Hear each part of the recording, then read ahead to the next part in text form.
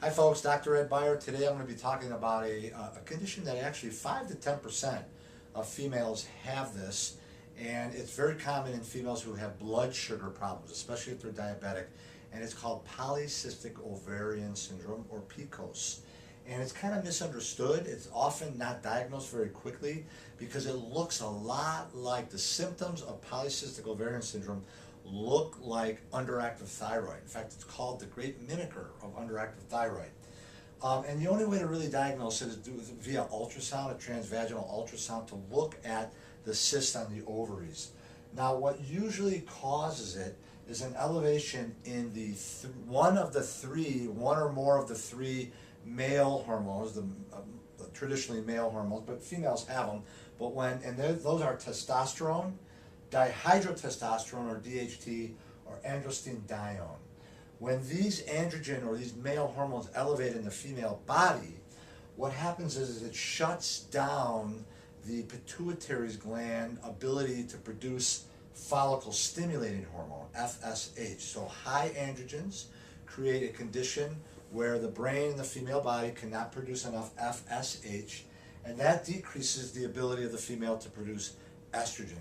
And that is going to cause poor follicular maturation, so the follicles don't develop, and therefore they don't ovulate, and that's a #1 cause of infertility.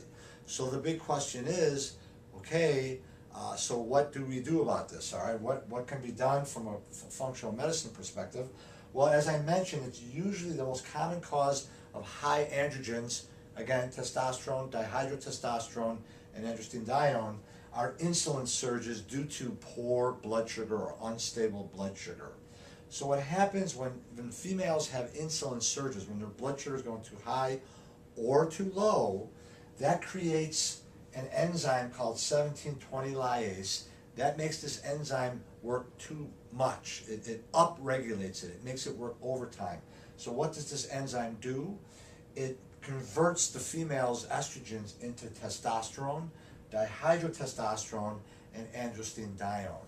Now, it's really important that your doctor not only looks at testosterone when they suspect this.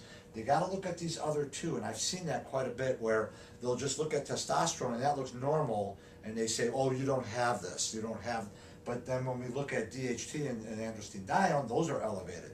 So all three have to be looked at. These are the male hormones that elevate in polycystic ovarian syndrome. Now, what causes this again is usually blood sugar and underlying inflammation will upregulate this enzyme, causing a female to produce too many of these androgens. So, and those are multifactorial. There are so many reasons why blood sugar can be high besides diet and lack of exercise. I go over that in my type 2 diabetes video. And the underlying causes of inflammation, well, there's thousands of them. So we have really good success in managing polycystic ovarian syndrome once we identify the underlying causes to blood sugar dysregulation and inflammation, and remove those causes, and the female generally does very, very well. I'm Dr. Ed Beyer. I hope that helps. Have a great day.